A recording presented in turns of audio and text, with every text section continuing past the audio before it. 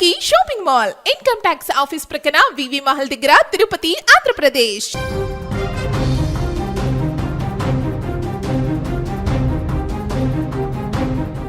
పసిడి ప్రియులకు ఇదొక ఊహించని ట్విస్ట్. నిన్నటిదాకా ఆకాశమే హద్దుగా ఎవరు అందుకోలేనంత ఎత్తులో చెలరేగిన బంగారం ధరలు ఇప్పుడు ఒక్కసారిగా కొంత తగ్గుముఖాలు పడుతున్నాయి. గురువారం ఉదయం మార్కెట్ తెరుచుకునే సమయానికి పసిడి ధరలు డమాలన్నాయి. ఏకంగా గంట వ్యవధిలోనే హైదరాబాద్ మార్కెట్లో వేల రూపాయలు కరిగిపోయి కొనుగోలుదారులను ఆశ్చర్యానికి గురిచేశాయి. అసలు రాత్రికి రాత్రే అంతర్జాతీయ మార్కెట్లో ఏం జరిగింది? ఒక్కసారిగా ఇంత భారీగా బంగారం ధర పడిపోవడానికి కారణం ఏంటి? ముందు ఈ రేట్లు ఇంకా తగ్గుతాయా లేదా మళ్ళీ పాతాళ నుంచి ఆకాశానికి ఎగబాకుతాయా? ఈ వీడియోలో డీటెయిల్గా ఒకసారి చూద్దాం.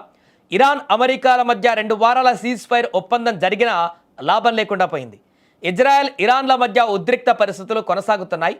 ఇరాన్లోని చమురు రిఫైనరీలతో పాటు పలు ప్రాంతాలపైన ఇజ్రాయెల్ దాడులు చేసినట్టుగా తెలుస్తోంది. అంతేకాదు లెబనాన్ పైన ఇజ్రాయెల్ భీకర దాడులు చేసింది. ఈ దాడుల్లో 250 మంది చనిపోయినట్లుగా సమాచారం. పశ్చిమాసియాలో ఉద్రిక్త పరిస్థితుల నేపథ్యంలో స్టాక్ మార్కెట్లు మళ్లీ కుదేలయ్యాయి. నిన్న భారీగా పెరిగిన బంగారం ధరలు నేడు తగ్గుముఖం పట్టాయి. హైదరాబాద్లో 10 గ్రాముల 24 క్యారెట్ల బంగారం ధర 1,51,480 వద్ద కొనసాగుతుంది. బుధవారం ఆ ధర 1,53,820 వద్ద స్థిరపడింది. నిన్నటితో పోలిస్తే 2,340 రూపాయలు తగ్గిపోయింది. ఇక 22 క్యారెట్ల ధర 1,38,850గా ఉండగా నిన్న 1,41,000 వద్ద స్థిరపడింది. నిన్నటితో పోలిస్తే 2,150 రూపాయలు పడిపోయింది.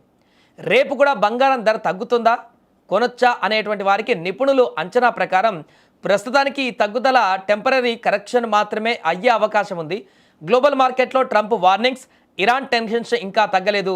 ఒకవేళ ఈ మాత్రం పరిస్థితులు చేయి జారిపోయి యుద్ధం వస్తే బంగారం మళ్ళీ రాకెట్లా దూసుకుపోవడం ఖాయం. కానీ ఉద్రిక్తతలు తగ్గి శాంతి నెలకొంటే మాత్రం ధరలు మరింత కిందకు వస్తాయి. కాబట్టి అవసరం ఉన్న వాళ్ళు కొద్దిగా తగ్గిన ఈ సమయంలో కొనుగోలు చేయడం ఒక సేఫ్ ఆప్షన్ అని మార్కెట్ పండితులు చెప్తున్నారు. మరొక వైపు ఇన్వెస్టర్లకు కూడా ఇది సరైనటువంటి సమయం అంటూ కూడా చెప్తున్నారు. అలాగే రాబోయే రోజులలో హెచ్చుతగ్గులకు సంబంధించి అంతర్జాతీయ పరిణామాల నేపథ్యంలో బంగారం ధరలు డిపెండ్ అయి ఉంటాయి. కాబట్టి రాబోయే రోజుల్లో బంగారానికి సంబంధించినటువంటి ధరలు ఏ రకంగా పెరుగుతాయో లేకుంటే తగ్గుతాయో ఇప్పుడే ఊహించడం కష్టం అంటూ కూడా చెప్తున్నారు.